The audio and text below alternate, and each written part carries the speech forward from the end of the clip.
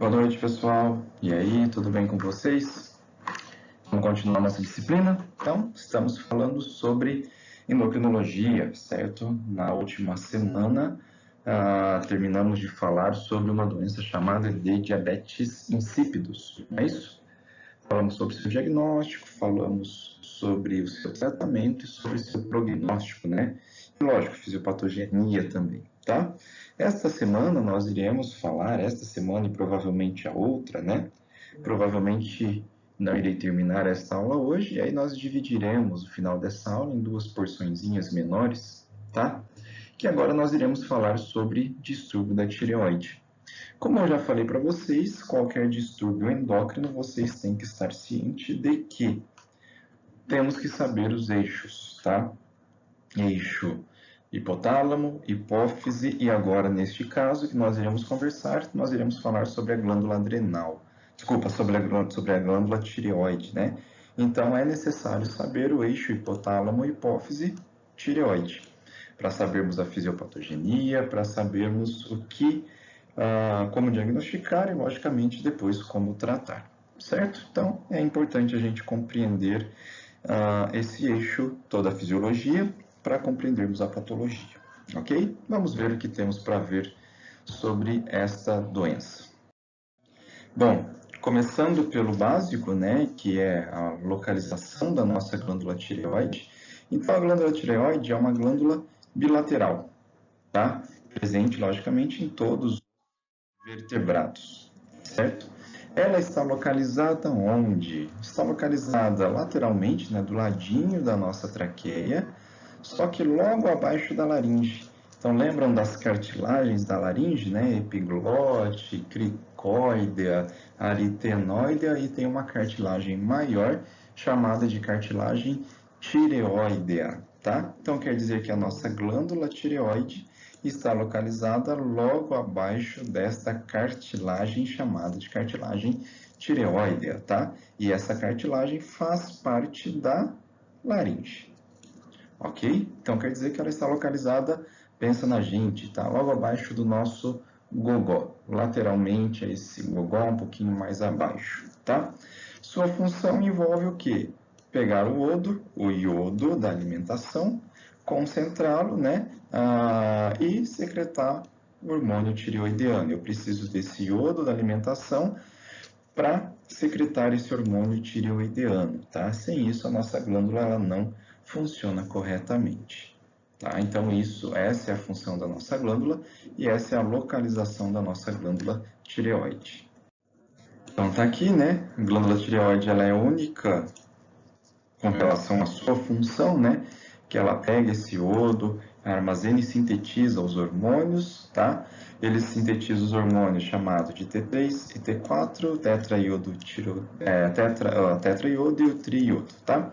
E a sua função, ou melhor, a função desses hormônios é manter metabolismo celular, tá? Ou seja, é manter a taxa de funcionamento das nossas células constante, tá? Então aqui a gente já começa a pensar, se o T3 e o T4 participam do metabolismo celular, quer dizer que se eu tiver excesso de T3 e T4, o metabolismo celular vai estar aumentado.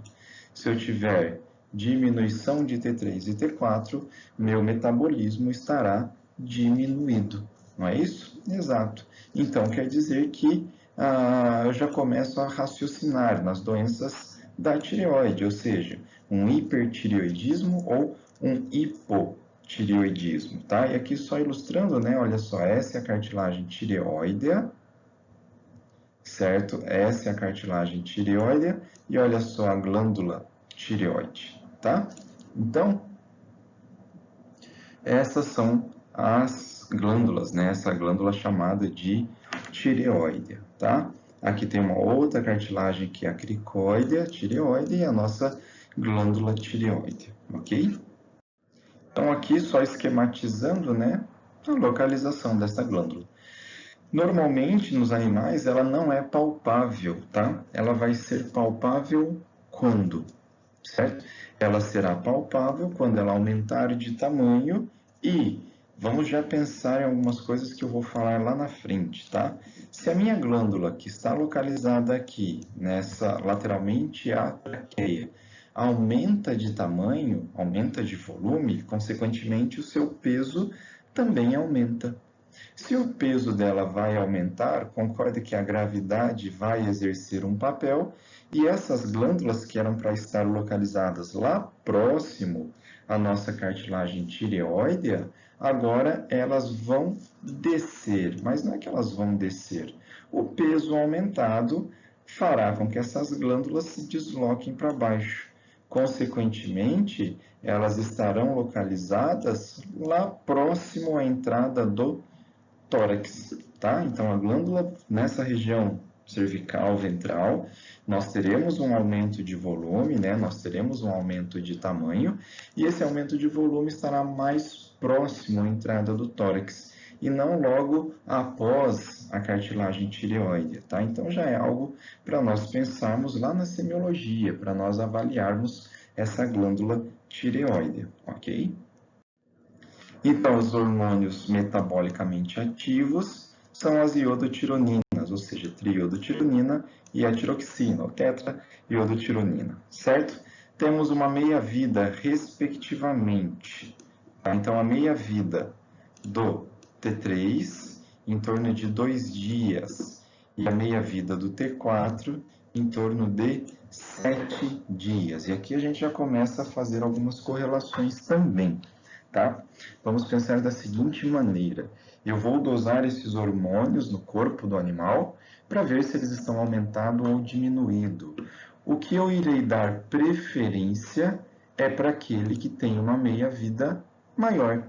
Todos lembram que meia-vida é o tempo necessário para que a concentração dessa substância caia pela metade no sangue, não é isso? Olha só, do T3 eu tenho apenas 2 dias. Já do T4 são 7 dias. Então, quando nós vamos avaliar a tireoide, lógico, eu vou dosar T3 e vou dosar T4, mas eu darei preferência lá para o T4. Por que eu darei preferência para o T4? Exatamente por causa desta grande meia-vida, ou melhor, desta meia-vida maior que a da T3. Ok? Logicamente, o padrão ouro para análise da tireoide é dosar esses 2 hormônios e mais alguns que a gente vai falar, tá bom? Mas, se por condições financeiras não puder, nós vamos dar preferência em dosar apenas o T4. E olha só, o T4, lá dentro da célula, então quer dizer que esses hormônios eles vão agir dentro da célula, né? Ele vai ser convertido em T3, tá? O T3 que é biologicamente ativo lá no núcleo da nossa célula. Vamos ver também que a maior concentração produzida é de T4. Só que todo esse T4 que foi produzido, ele precisa ser transformado em T3 dentro da célula para aí ele ter efeito. Então quer dizer que o T4 não tem efeito dentro da célula, ele não é metabolicamente ativo, tá? Então, dentro da célula, o que acontece? O T4 sofre deionização e aí ele vai ser transformado em T3. Igual eu falei aqui embaixo, o marcador de função tireoidiana é o T4. Por quê? Porque ele é produzido em maior quantidade. Então, novamente, T4 tem uma meia-vida maior e T4 é produzido também em maior quantidade. Consequentemente, é ele que eu irei utilizar, né, para fazer a avaliação tireoidiana, tá? Então, a gente não pode se esquecer disso. Aquele que é produzido em maior quantidade e aquele que tem a meia-vida maior é o T4. Então, quer dizer que a tireoide atua em todo o nosso organismo, regulando o quê? Metabolismo celular, ou seja, o crescimento, a digestão e o metabolismo, ou seja, aumenta aquilo que nós chamamos de metabolismo celular. Novamente, se esses hormônios aumentam o metabolismo celular, o excesso deles fará com que o meu metabolismo celular seja acelerado. E a falta deles fará com que o meu metabolismo celular esteja diminuído. Então, já vamos pensar lá na frente, animais com hipertireoidismo, metabolismo celular extremamente acelerado. É aquele animal magro, é aquele animal que come muito, mas não engorda, tá? E animais com diminuição de T3 e T4, né, com hipotireoidismo, é aqueles animais letárgicos, é aqueles animais prostrados, é aqueles animais que não conseguem engordar e mesmo comendo pouco, certo? Tudo isso por causa das funções metabólicas do T3 e do T4. Então, aqui de uma maneira simplificada, né, a ação desses hormônios tireoideanos, olha só, participam do metabolismo basal, participam das funções orgânicas, né? Lá nas mitocôndrias, lembra que mitocôndria é o local onde ocorre a produção de energia da nossa célula, né? O que eles vão fazer? Então, aumenta o consumo de oxigênio lá na célula, aumenta a produção de energia, né? A produção de ATP. No DNA celular, o que esses hormônios tireoideanos eles vão fazer? Aumentar a expressão gênica, tá? E metabolismo de carboidratos, metabolismo de lipídios, né, de gordura, o que esses hormônios tireoideanos eles fazem, tá? De carboidratos, eles estimulam a captação rápida de glicose, ou seja, estimulam a glicólise, gliconeogênese e estimulam secreção de insulina, tá? Então, quer dizer que esses hormônios tireoideanos estimulam a secreção de insulina. Espera aí. Se eles estimulam a secreção de insulina, né, se aumenta a secreção de insulina, se eu tiver falta desses hormônios tireoideanos, o que acontece com a secreção de insulina? Ela para, não é isso? Se a secreção da insulina para, significa que meu animal vai apresentar diabetes, uma diabetes do tipo insípidos, né? Desculpa, uma diabetes do tipo diabetes mellitus, que a gente ainda vai ver um pouco sobre isso. Ok? E no metabolismo de lipídios, tá? O que eles fazem? Aumenta a concentração de gordura, né? Desses ácidos graxos livres lá no plasma sanguíneo, tá? Então, essas são as funções desses hormônios tireoideanos, tá? Então, sabendo disso, né? Sabendo sobre as funções desses hormônios tireoideanos, vamos começar a falar, então, sobre o hipotireoidismo. Como vocês já podem ver nesta imagem, né, que a gente já deixou no ar, já deixou meio conversado isso, se falta esses hormônios tireoideanos, falta metabolismo celular, né? Então, quer dizer que dentro da célula o metabolismo está reduzido. Então, é um animal que fica gordo, fica obeso com facilidade, ou melhor, está obeso e tem dificuldade para perder peso, come pouquinho, é aquele animal letárgico, é aquele animal prostrado, é aquele animal que não tem vontade de latir, de se movimentar, de andar para lá e para cá, de correr. Se anda, já sente muito cansaço, muita falta de ar. É este animal que é característico do hipotireoidismo, tá? Então, é isso que a gente vai ver hoje, tá? Que a gente vai ver agora nesses próximos slides. É sobre o hipotireoidismo, certo? Então, vamos ver o que temos para falar sobre esta doença. Então, o hipotireoidismo, né, é causado pela produção insuficiente ou é causado pela secreção insuficiente. Então, ou eu não produzo ou eu não secreto os hormônios tireoideanos, né, T3 e T4, tá? Logicamente, essa é uma desordem extremamente comum em cães, tá? Desordem mais comum nessa espécie, lá nos cães. Ah, não quer dizer que gato não apresente hipotireoidismo? Não, gato pode apresentar também, só que é mais raro disso acontecer. Quando nós falamos nessa espécie felina, nós estamos falando em hipertireoidismo, tá? Já em cães, o mais comum é o hipotireoidismo, tá? Ah, então gatos só tem hipertireoidismo e cães só tem hipotireoidismo? Não, também não é assim. Os cães podem apresentar hipertireoidismo, assim como os cães também podem apresentar e vão apresentar mais comumente o hipotireoidismo, tá? Mas aqui eu só estou mostrando que em cães é extremamente mais comum o hipotireoidismo. E em gatos, a desordem da tireoide, o mais comum é o hipertireoidismo, certo? Então, só para a gente compreender as ocorrências nessas espécies. É um distúrbio multissistêmico, ok? Logicamente é um distúrbio comum, tá? Tem vários sinais clínicos, tá? Desde sinais clínicos dermatológicos, cardíacos, reprodutores. Tá? Então, é um distúrbio bem comum com vários sinais clínicos. Não tem predileção sexual e essas raças são as mais acometidas, tá? Os Goldens, Dobermans, os Boxers, Schnauzers, Dachshund, que é os Teckelzinhos, né? E Cocker Spaniel. Aqui nos Golden Retriever, nós podemos colocar também os labradores, tá? Então, essas são as raças mais acometidas. Logicamente, também podemos atender outros animais de grande porte, como o Pitbull apresentando hipotireoidismo, podemos, tá?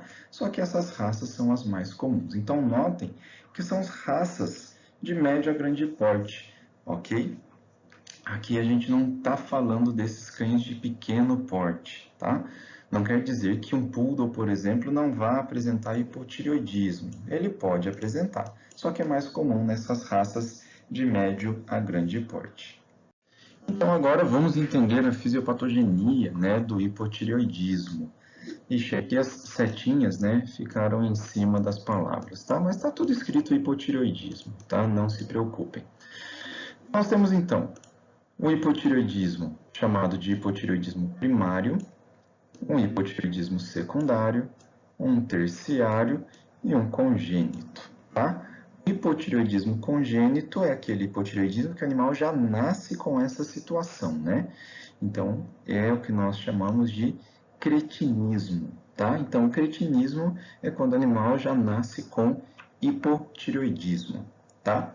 O hipotireoidismo primário, o problema é na glândula-alvo, ou seja, o problema é lá na tireoide, ok? Então, é o problema na tireoide e essa tireoide não secreta T3 e T4. Por quê?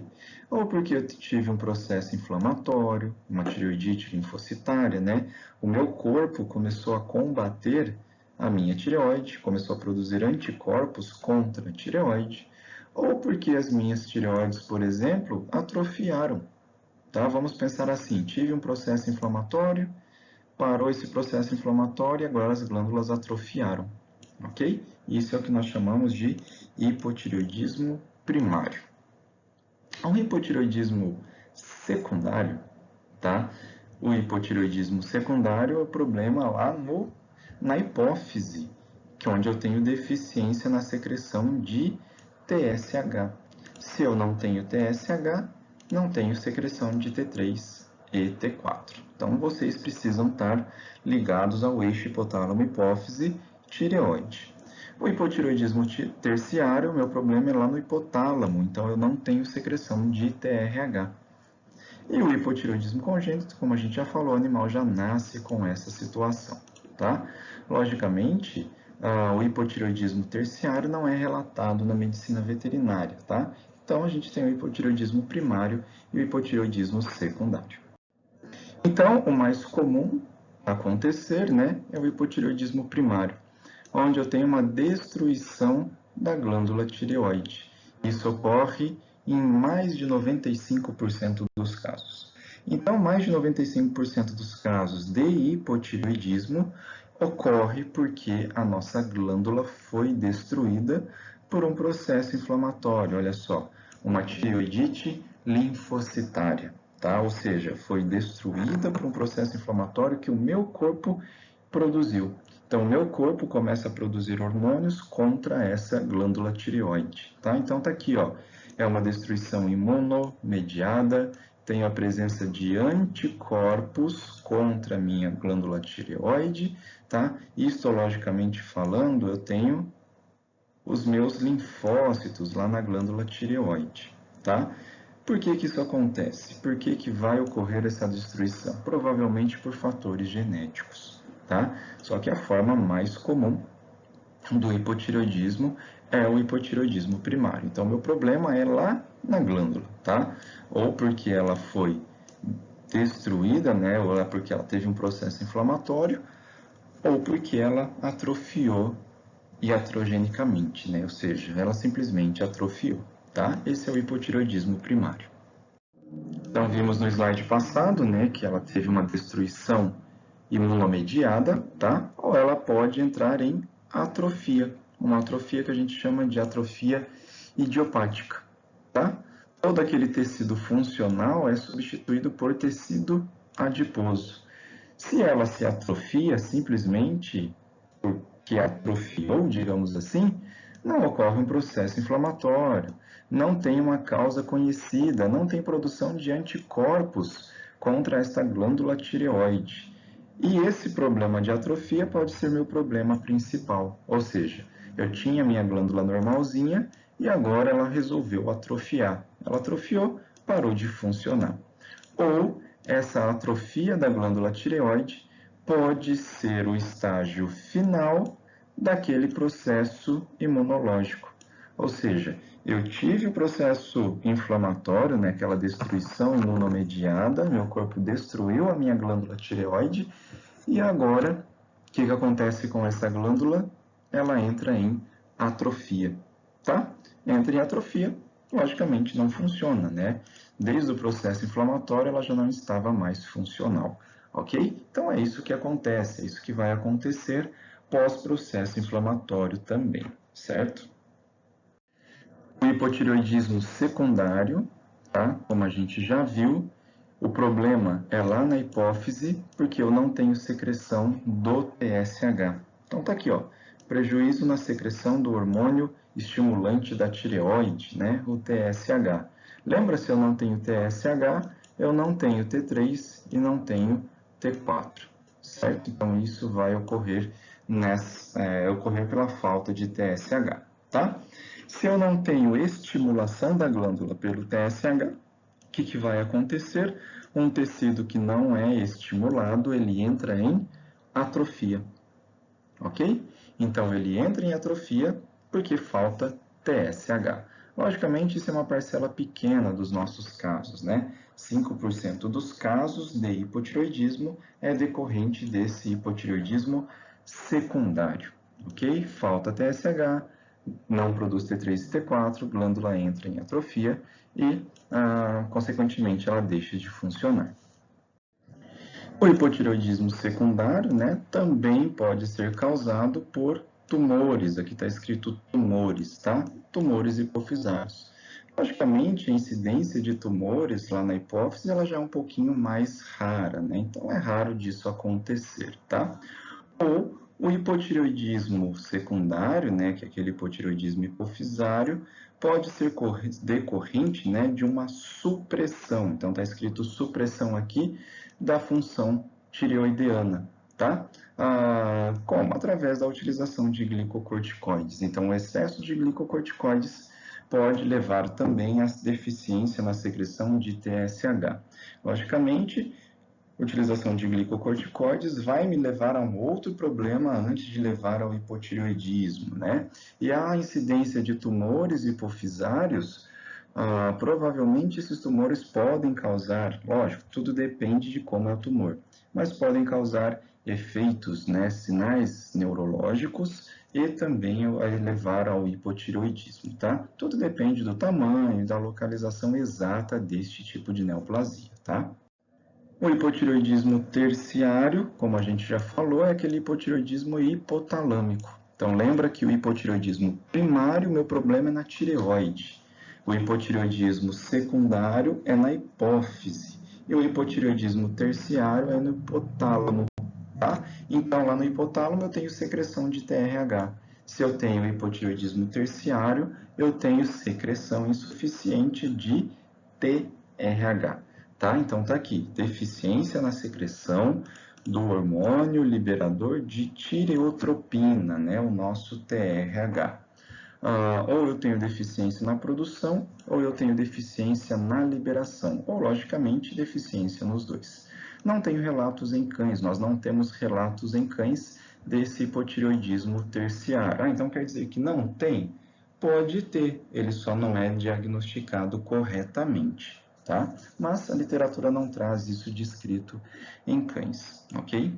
Então agora fica simples de nós entendermos, né? O eixo hipotálamo, hipófise, tireoide, certo? Hipotálamo secreta TRH, que estimula a hipófise secreta o TSH, que estimula a tireoide, tireoide produz T3 e T4. Conforme os níveis de T3 e T4 vão aumentando, o que acontece? Feedback negativo lá para o hipotálamo e feedback negativo para a hipófise. Se eu não tenho TRH, se eu não tenho TSH, eu não tenho mais produção de T3 e T4. Eles começam a diminuir, não é isso? Se eles começam a diminuir, aí o que acontece? O feedback negativo desaparece e volta a secreção dos hormônios TRH, TSH e, consequentemente, T3 e T4, tá?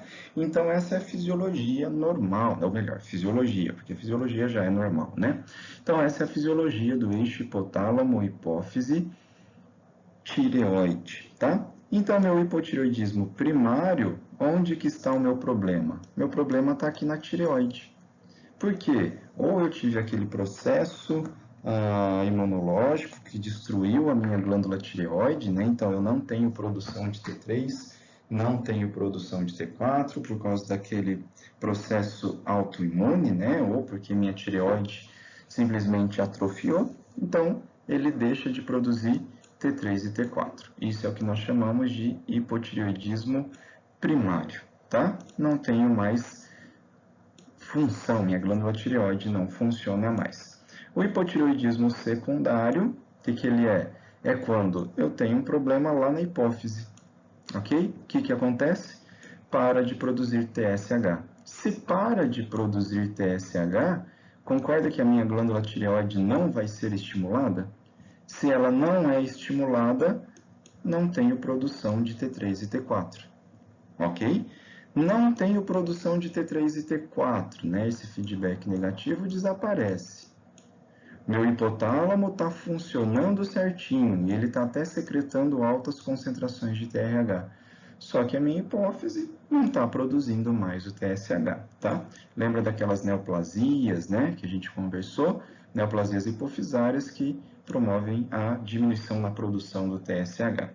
E já o hipotireoidismo terciário é quando o hipotálamo deixa de secretar TRH. Se deixa de secretar TRH, não tenho produção de TSH, não tenho função tireoideana e não tenho produção de T3 e T4. O que vocês devem lembrar é que, se a minha glândula não é estimulada, o que acontece com qualquer tecido que não é funcional? Atrofia. E é isso que vai acontecer com a nossa glândula tireoide, ok? E o hipotireoidismo congênito, né? Causado por uma displasia de tireoide, né? Essa displasia pode ser uma aplasia, pode ser uma hipoplasia, pode ser uma ectasia, tá? Então, essas alterações na formação da tireoide, né? Ou uma desorminogênese, né? Que é um defeito na organização do iodo, ok? Então, essa glândula é funcional, porém ela não consegue captar esse iodo e não consegue transformar este iodo em hormônios metabolicamente ativos, certo? Então, isso é a característica que socorre no hipotireoidismo congênito. Então, já entendemos toda a sua fisiopatogenia, né? Hipotireoidismo primário, secundário, terciário. Agora, vamos ver o que nós vamos achar na anamnese e no exame físico, né? Quais são os achados comuns do hipotireoidismo, né? Então, os achados comuns do hipotireoidismo está aqui: ganho de peso, dificuldade em perder peso, letargia, tá? Isso basicamente 95, 99% dos animais apresentam esses tipos de essa apresentação clínica, né? Os animais podem apresentar também, numa certa facilidade, né? Essa alopecia bilateral simétrica, que é, normalmente as endocrinopatias, elas apresentam essa alopecia bilateral simétrica, termofilia, ou seja, eles não conseguem controlar ou não conseguem manter a sua temperatura corpórea, disqueratose, dermatopatias recorrentes, né? Disqueratose é problema na queratinização da pele. Qualquer dermatopatia, né? Uma dermatopatia que vai, é tratada, volta, depois várias vezes ela vai aparecendo, né?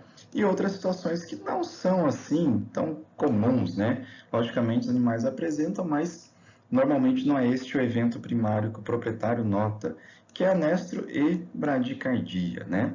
E os sinais incomuns, tá? Do hipotireoidismo, miopatias, neuropatias, hipotermia, né? Então quer dizer que essa termofilia pode se desenvolver em uma hipotermia, e o nanismo, né? Quando o animal deixa de se desenvolver corretamente, tá? Então, alguns achados comuns, né, e alguns eventos comuns na anamnese e no seu exame físico. Então, vamos ver as características clínicas dessa endocrinopatia. Notem aqui que eu coloquei 2 animais obesos, né, e um animal saudável, né? Provavelmente, esses animais obesos, eles podem apresentar esta endocrinopatia, eles podem apresentar o hipotireoidismo. É isso que a gente vai ver. Então, os sinais dermatológicos que este paciente ou que esses pacientes vão apresentar, né? É isso daqui, uma alopecia simétrica bilateral, ou seja, ele tem uma alopecia no flanco direito e essa mesma alopecia no flanco esquerdo, tá? E essa alopecia é não pruriginosa, ou seja, não coça, tá? Logicamente, se essa alopecia ou se essa lesão dermatológica apresentar uma infecção de pele secundária, aí sim o paciente vai apresentar prurido, né? Mas normalmente, simplesmente pela endocrinopatia, não apresenta prurido, tá? A alopecia pode ser localizada ou generalizada, pode ser simétrica ou assimétrica, e o animal pode apresentar isso que a gente chama de cauda de rato, tá? A cauda fica sem pelo, fica com problema de queratinização, né? Ela fica mais grossa, mais espessa, que é o que a gente chama de cauda de rato, tá? Então, essas são as características, são sinais comuns relacionados ao sistema dermatológico. Lembrando, né, que a alopecia não pruriginosa não é patognomônico, ou seja, não é específico dessa endocrinopatia, tá? O animal pode apresentar alopecia por diversas causas, e nas endocrinopatias isso é mais comum, tá?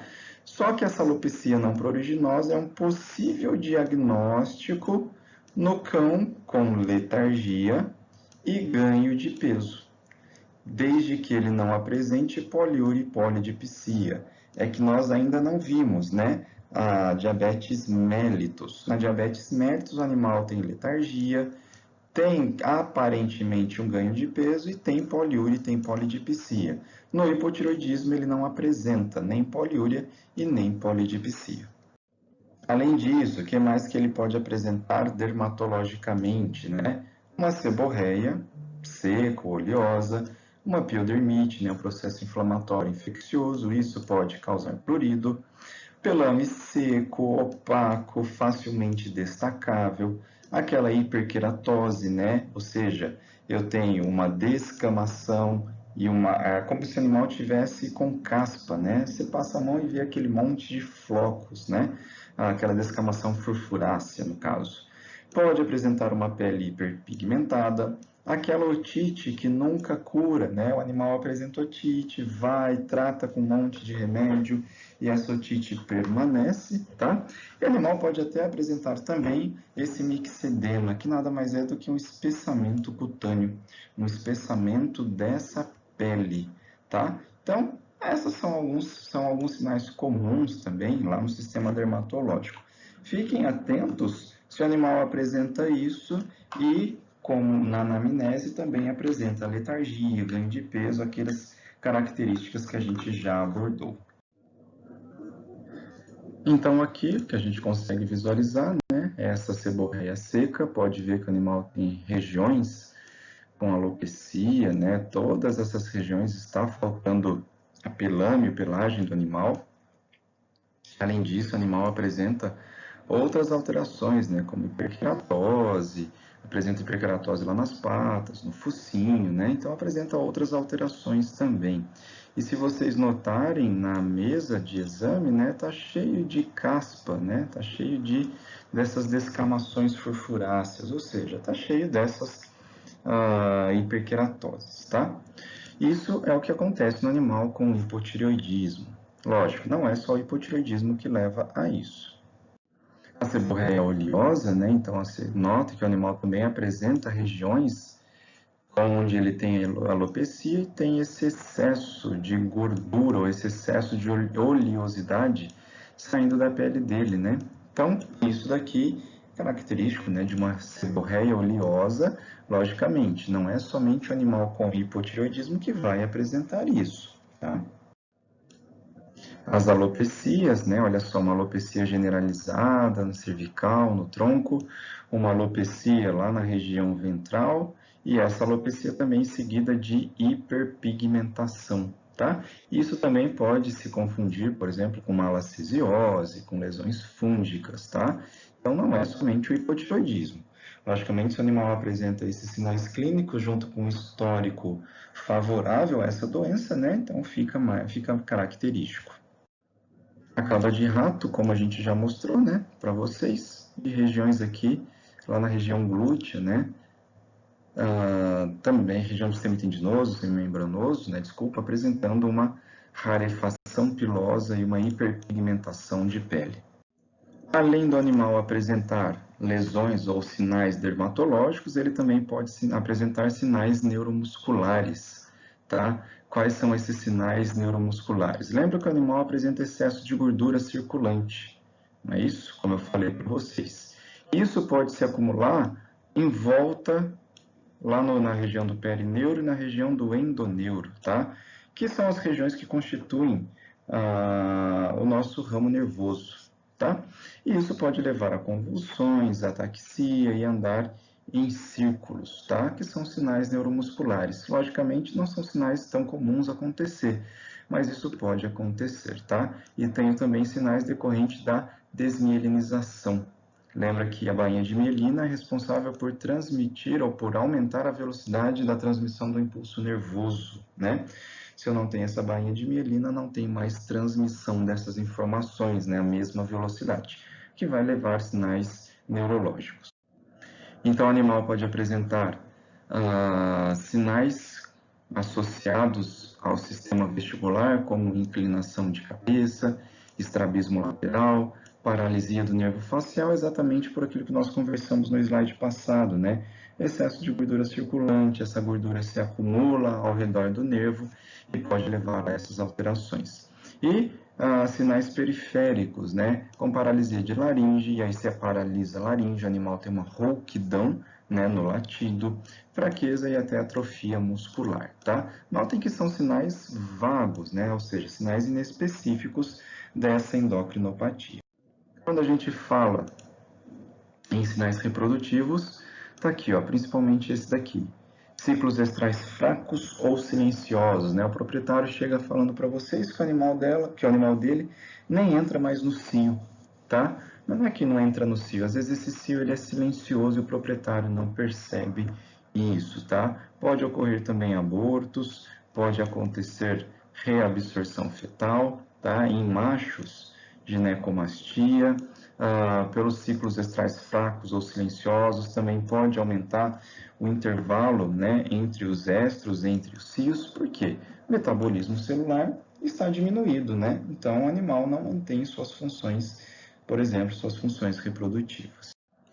De alterações laboratoriais, fiquem atentos a isso.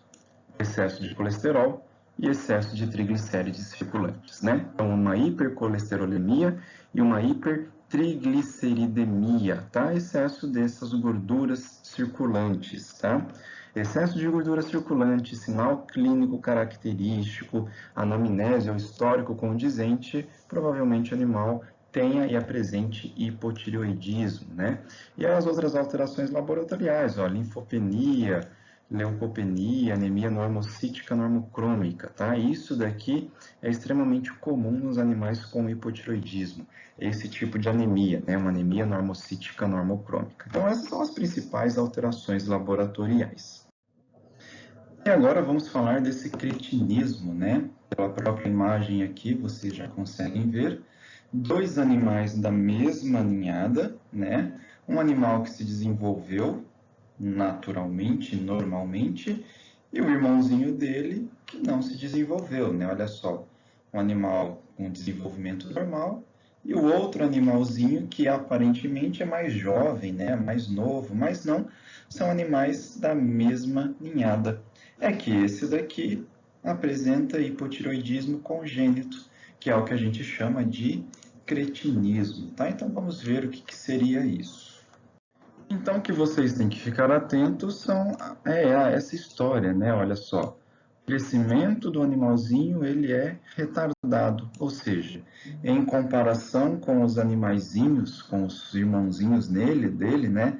Da mesma ninhada, esse animalzinho ele não se desenvolve naturalmente, tá? Ele sempre vai ficar pequenininho, parecido com um filhote, né? Só que não é somente o tamanho que vai ser afetado, o desenvolvimento mental também será afetado. Então, ele terá um desenvolvimento mental deficiente, tá?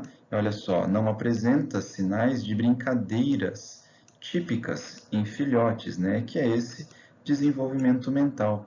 Então, quer dizer que ele não apresenta isso que é comum aos irmãozinhos da ninhada.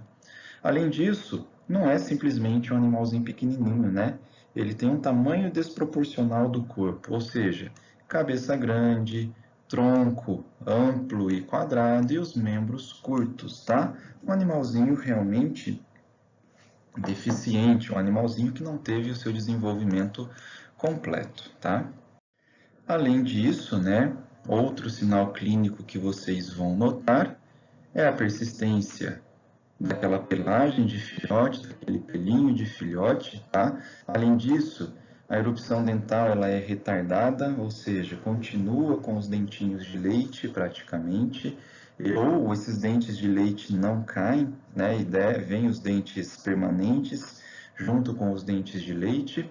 Além disso, o animal pode apresentar alopecia, inapetência e um diagnóstico diferencial para o cretinismo é o nanismo hipofisário, ou seja, deficiência do hormônio do crescimento, tá? Logicamente que pela dosagem hormonal vocês conseguem enxergar um diagnóstico diferencial, tá? Mas é um diagnóstico diferencial, é esse nanismo hipofisário. Então, agora como a gente vai diagnosticar o hipotireoidismo, assim como diagnosticar também o cretinismo, né? Que é esse hipotireoidismo infantil? Através dos sinais clínicos compatíveis. Quais sinais clínicos? Principalmente letargia, ganho de peso e o animal apático, né? E os testes de função tireoideanas. E, logicamente, esses testes de função tireoideana estará anormal, tá? Vocês sabem o que é normal, então agora a gente vai ver o que é anormal. Então, laboratorialmente falando, né? Como que a gente pode suspeitar de um animal com hipotireoidismo? Lógico, o histórico clínico dele, anamnese compatível com isso e laboratorialmente o que a gente vai encontrar? Lembra da nossa anemia normocítica normocrômica? E lembra o significado de uma anemia normocítica normocrômica lá na patologia clínica, né, que nós conversamos? Essa anemia normocítica normocrômica significa que o animal tem uma depressão na produção dessas hemácias, né? Então, a medula óssea não está produzindo. Normalmente, uma anemia arregenerativa, tá? Então, olha só, em 30% dos casos com hipotireoidismo, o animal apresenta essa anemia normocítica normocrômica, tá? Lembra das gorduras sanguíneas, né? Então, análise bioquímica, olha só, excesso de colesterol em mais de 70% dos casos. Excesso de triglicérides, né? Ou seja, dessa gordura, também em uma grande porcentagem, né? Mais de 50% a 60% dos casos. Então, olha só, Você pega um animal obeso, um animal que se cansa muito fácil, não late, não brinca, né? Se vamos pensar num labrador, que é um animal que fica brincando a vida toda, né?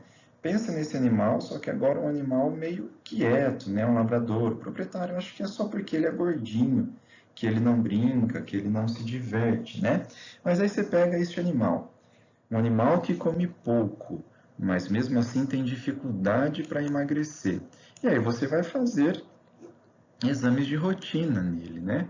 E aí você faz o hemograma, o animal tem anemia normocítica normocrômica.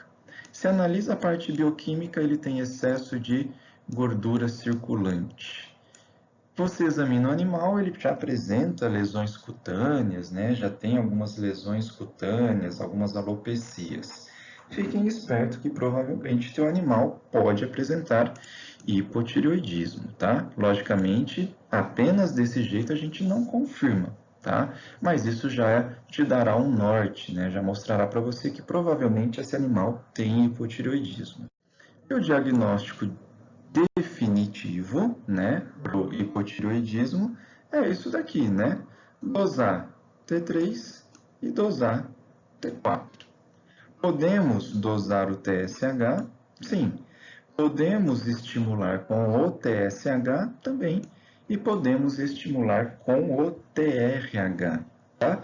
Mas normalmente esses dois testes aqui não são realizados rotineiramente exatamente por causa de custos, tá? Até porque a dosagem desses três hormônios aqui, T3, T4 e o TSH, já vai resolver e já vai diagnosticar o seu paciente, tá? Então, olha só, lembra que eu falei? A maior porcentagem dos hormônios tireoidianos produzidas é de T4. Então, se eu puder dosar apenas um, eu vou dosar o T4, tá? Mas a gente vai ver o perfil, o painel, o padrão ouro para diagnóstico de hipotireoidismo daqui a pouquinho, ok? Mas o diagnóstico definitivo é através dessas dosagens hormonais T3, T4, TSH, ok? Caso tenha dúvida, volta no eixo hipotálamo, hipófise, tireoide que vocês desenharam aí e interpreta a base desse diagnóstico. Então, aqui é o perfil, né, completo de avaliação da função tireoideana, ou seja, o padrão ouro para poder diagnosticar a tireoide. Logicamente, isso tem um certo custo, e às vezes o tutor do animal não possui todo esse dinheiro, né? Então, se possível, dosar todos esses, ou seja, eu vou dosar TSH, vou dosar T3 e vou dosar T4. Mas espera aí, o que seria esse T4 total e esse T4 livre, né? Quem vai fazer essa separação é o laboratório. Esse T4 livre ele é feito por diálise, é o laboratório que vai fazer isso daqui, tá? É aquela fração do T4 que não está ligada a proteínas plasmáticas, tá? E o T4 total, no caso, é aquela fração, ou é todo o T4 ligado a proteínas plasmáticas, tá? Dosando o T4 livre, o seu teste ele fica mais fidedigno. Então, é importante você dosar os dois, o total e o livre, né? O livre por diálise, que aí é o laboratório que vai dosar isso daí. E como que a gente vai interpretar? É o que a gente vai ver agora nesse próximo slide. Então, nós podemos avaliar o nosso animal, tá? Como subclínico e como animal clínico, né? Subclínico, estádio 1, estádio 2. Vamos ver aqui o estádio 1, olha só. TSH, T4 total, ou aquela fração do T4, né? Aquele T4 livre por diálise, e o T3, ok? Então, vamos lá. No estádio 1, TSH normal, T4 normal, T3 normal. Ah, mas espera aí, ele está tudo normal. E mesmo assim, ele é um hipotireoidismo subclínico? Sim, desde que o animal apresente a sintomatologia clínica compatível com o hipotireoidismo. Então, aquele animal obeso, aquele animal que come pouco, mesmo assim não emagrece, aquele animal letárgico, prostrado, tá? A gente vai classificar ele no estágio 1, se TSH estiver normal, se o T4 estiver normal e se o T3 estiver normal. Ok? Estágio 2, subclínico, é aquele que T4 está normal e T3 está normal. De novo, olha para o seu eixo hipotálamo, hipófise, tireoide. Se T4 está normal e o T3 está normal, concorda que o TRH e o TSH era para estar normal também num animal rígido? Só que agora, olha o que está acontecendo. O TSH está aumentado. Significa que esse T4 e esse T3 já não está sendo suficiente para manter o metabolismo celular. Não está suficiente para manter o seu metabolismo basal. Ok? E aí o corpo interpreta como? Eu vou aumentar o TSH, consequentemente isso aumenta T4, aumenta T3 para manter o metabolismo. Ou eu vou aumentar o TSH para aumentar a atividade da minha tireoide. Ok? E agora, nos estágios clínicos, né? Estágio 1, estágio 3, desculpa, e estágio 4. Olha o que acontece. TSH continua aumentado, lógico. E agora, olha só, T4 diminuído e o T3 normal. Aqui que está aquele lance de ter que dosar o T3 e o T4. Imagina que você pega o animal nesse estágio, ok? E você faltou a aula de clínica, né? Não sabe o que tem que fazer, e aí você vai lá no paciente e fala, vamos dosar apenas o T3. E aí você olha o T3 e fala, tá normal, então não é hipotireoidismo. Não, você errou. Errou por quê? Porque o T4 já está diminuído, ok? TSH está aumentado, né? E o T4 está diminuído. Só que o T3 ainda está normal, tá? Em 25% dos casos, o T3 ele vai continuar normal, tá? Agora, no estágio 4, né? Tudo alterado. TSH aumentado, T4 diminuído e T3 diminuído, tá? Agora aqui sim fica mais simples da gente entender, certo? Por que que a gente vai dividir isso em estágios? Porque eu tenho um tipo de tratamento para o estágio 1, eu tenho um tipo de tratamento para o estágio 2, para o 3 e para o 4, tá? Logicamente, o que vai mudar são as dosagens dos nossos fármacos, ok? Mas eu preciso estadiar o meu paciente para poder tratá-lo da melhor maneira possível, certo? Bom, então essa primeira parte da aula é para nós entendermos a fisiopatogenia, os sinais clínicos e como nós vamos diagnosticar, certo? Numa próxima parte da aula, nós iremos falar sobre o tratamento e sobre também o hipertireoidismo, né? Que é o contrário de tudo que a gente acabou de conversar. Certo, pessoal? Então é isso, galera. Espero que tenham gostado, façam as suas anotações e a gente vai conversar depois. Beleza? Grande abraço a todos e até a próxima.